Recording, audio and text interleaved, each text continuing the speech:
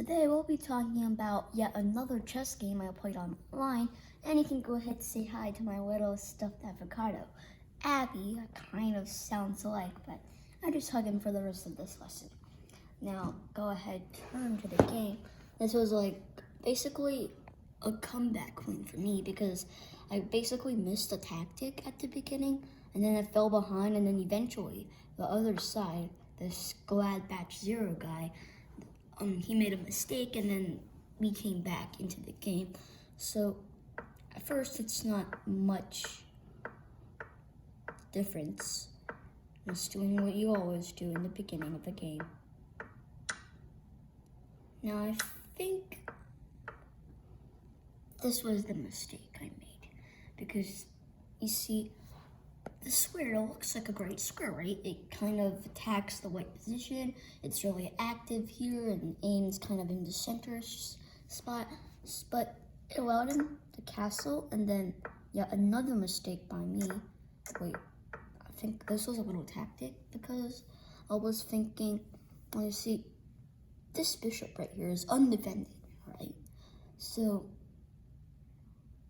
if this knight ever moves, well, then I take the bishop, right? So basically the knight can't move. That's what we call a pin in chess, like we talked about earlier. So I was thinking, if we take this knight right here, right beside the bishop, well, if the knight takes back, well, then the knight moves, and the knight can't move, right? Because it didn't just take the bishop. So, of course, he saw that trick, took a little while for him to see it, but he did see it, and his knight just ran away. Okay, so continuing on, this was I believe that this was a very good move by him, and the best move here is probably to retreat the bishop here or here, but I just fought fast and retreated the bishop here, and this was where I fell behind. He got this tactic because, you see, my knight here is also undefended, so, well, he's attacking the knight, but note that my bishop here, it only has, the bishop doesn't have any place to move to. Can't move here, can't move here, can't move here, can't move here. So he's also threatening to move his pawn up and trap my bishop. My bishop won't be able to move then. So basically he's attacking the knight, and he's promptly attacking the bishop because he is threatening to trap it. So I was thinking, how do I get out of this position? And I found none. So I just played this move, discarded the knight. And of course he came out and trapped the bishop. Now, here's the thing. Taking with the knight and taking with the bishop, those are two different cases. And we'll see why here. Because if we take, he takes, we take, he'll just get an extra pawn. Because note that this bishop is aiming at this pawn, this queen is aiming at this pawn, and then his queen, which is bishop, can come down and intrude my position. Of course, I don't want that. So first I gave a little attacking move there. He ran away. I just gave another attacking move, and his queen retreated, and I took there. Note that now taking of the bishop and taking of the knight, it doesn't matter, right? Because this pawn is no longer under the queen's attack, because the queen left this line.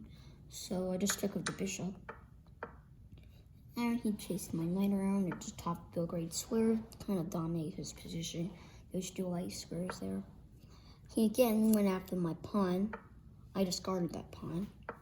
This move, I think it was trying to make my queen leave. How did that happen? Let's skip down. I think we already went over this. Okay, this move was probably to make my queen leave this line. And then, I'm not sure what the and then is. I'm not sure what that move is for. But just to be safe, I went here because I saw that this knight can't really go much, so attack my position. And while it still guards the pawn, even though this bishop is cut off, I just feel safe guarding that little pawn because after all, I'm still down by 2 points. So a couple random moves. And I decided that this pawn, you see, there's nothing blocking it from making another queen. So, but that's only one pawn. So I decided that after this, I want 2 pawns that can make queens. So we call this passed pawn. 2 passed pawns that can make queens. So it's a little more of a winning chance. I saw that here. I can just take this knight. He took my rook. I took him. He just took my knight. Not much there. And a couple more random moves. Oh yeah. Also, good thing is he wants to trade with me. But note that he's two points ahead of me. So if I just give away all my pieces, trade away all my pieces, well then I'll have no more points. I'll have no more stuff to attack. So I don't want to trade, right? When you're losing, you want confusion. You want more chances for the other person to make mistakes. So I decline his trade with this move. That's just probably going after this pawn. Note that it can't advance this pawn, or the queen is guarding it because, again, there's 2 attackers, the bishop and the rook. So I guarded the pawn, and this was yet another mistake. He skewered my rook and my queen. Basically, this means if I move my queen, and his rook isn't, then my rook isn't going. If I move my rook, well, then I just lose my queen, and that's even worse. So this move, it doesn't do much because I can't exactly take the rook because my queen is in danger. So I just took the bishop. He did run away with his rook. Here, I went here and a couple moves. Also, this is where I kind of got my intention. My past ones, they were finally going to get useful because after all, my rook is gone. I need to make more pieces. I need to win. So he went after, he went after this pawn. I guarded it. My queen, I'm not sure what that move is for, but I am about to see why that move. He wants to trade queens with me, but no, my queen is the queen is the most powerful piece. And if I trade away my most powerful piece, well, then I'm still gonna lose. So I have no more firepower. No way I'm gonna win on the bishop. So I decline his trade, but why did my queen move here? Why not just some other random square? Well, see this queen right here, it attacks the rook. So if this queen ever moves off this line, I take the rook of check, and then I can keep guarding my 2 passed pawns. And, well, meaning his queen can take here because I get this rook. Can I take this one? And also note that this queen is guarding this square, it's guarding this square, and this square. All 3 of these squares, meaning my pawn, if I can just get here, and then here, and then here, I can make a new queen, but my queen is guarding all of those squares, so it's going to be much easier to make a new queen and win. So here I come with that. Now this was his blunder. He could have won right here. Go into self-analyze this so you can see how that is. See, it's the computer, it even suggests that we take here. Note that if I move here, we can take this bishop. Wait, that's basically hitting the rook. So if I do this, I just take the bishop. He can just do this. No way I'm going to survive this position. After all, this pawn is pinned. So if I take this guy, no, I can't. But you know what I mean. It's very, very devastating. So maybe I'll like move. Not sure how I'm supposed to move here, but if we put just play a waiting move, he can come down. It's a very good game, but I'm not quite sure how I'm supposed to lose here, but you know what I mean. If he just took this pawn, it's going to be a really, really nice win for him. But he gave this check, and I just took the king over. He had to protect his rook, of course, and here comes my pawn. 1 step away. Now, I think I see how he could have also won here. If you see the computer even suggests these moves. If I protect that pawn, he can come down. But if he can't spot that, I mean, it's kind of neat, right? If we try to promote, he has this check, and this sort of check, this sort of moves. It's also very devastating. We also have this pawn check, and this kind of check. Well, yeah, it's just that move. It's just checkmate. So another big blunder by him. Yeah, you're back in the self-analyze mode. And if he can't see this kind of move, and he just came here, can't see this kind of move, you can just come back here. And well, I can't defend this pawn a second time because my bishop is on a light square, meaning the bishop it only has access to go to light squares. So my pawn is on a dark square, so I need at least 2 moves to get this pawn to a light square and then move the bishop over. So my pawn would be a goner, and that pawn is like my last hope. So if he takes this pawn away, he basically wins the game. But of course, that didn't happen in the game. He played the Splendor. And one more step. I think this is where I won because I'm not sure what that move is for. But I interfered the rook. Now, this is called interference. Like you see, this rook, it's guarding this square, right? This is a long-ranged piece. It's guarding this line, but now there's 2 attackers on this square, and I only have 1 defender. 2 is better than 1, so I can't exactly promote my queen yet. But making this move with my bishop, it blocks the line. It blocks the line, so his rook can no longer defend the promotion square. And well, you see, he was kind of devastated here, right? Because he was like, how am I supposed to get out of this? Because he must be like very sad that he's about to lose because he's been ahead the whole time, right? He's still ahead by 5 points. So he's like really, like, it's really hard to like admit defeat when you're so much like better than the other team. So he was like thinking. And then in the end, he just decided to take the pawn, and this was where he really lost. He played this move.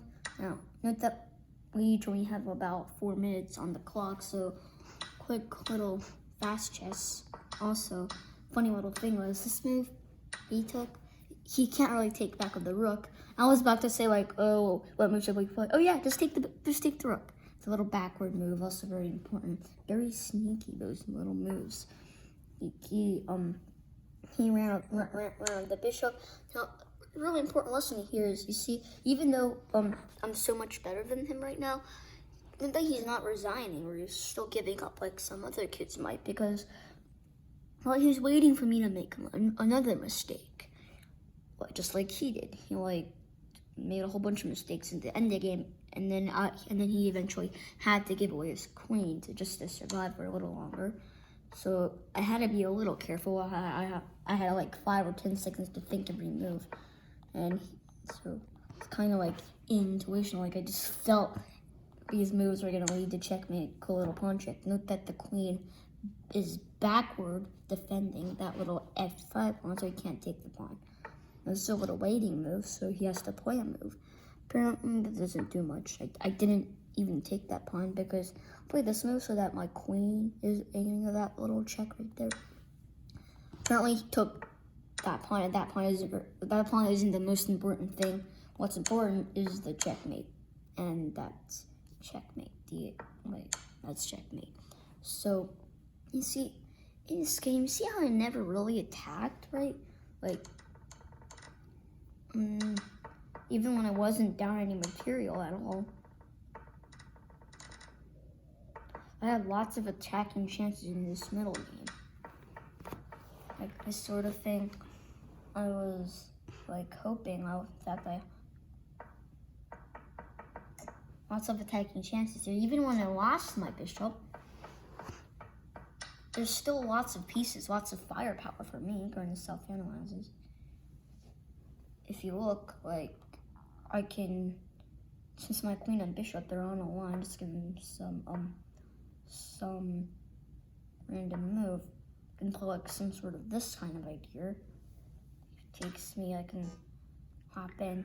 Not sure how this is supposed to do anything, but I basically was waiting, right? I didn't do much. In fact, I was mostly on the defense for the first half of the game, because you see, our ratings they were kind of close, and here's the thing: if you don't make any mistakes, well, the people you're playing, they're still people, right? They out to make a mistake because, well, if you're defending, well, they have to attack, right? Or else it's just gonna be like forever and ever and ever. So if they attack and you're like very powerful, like defending, well, then they out to make a mistake, right? They have to make like maybe one small mistake, but you've gotta like wait for it, wait for the mistake, be patient. And also, even when I lost my lost to this little devastating little here, again, I didn't give up either. Even though I was down 4 points, I still didn't give up because I knew that he had to make a mistake at some point. So that's basically what I wanted to teach you, that if you're not exactly sure that if you want to attack and break through, it's always good to wait for the other people's mistakes.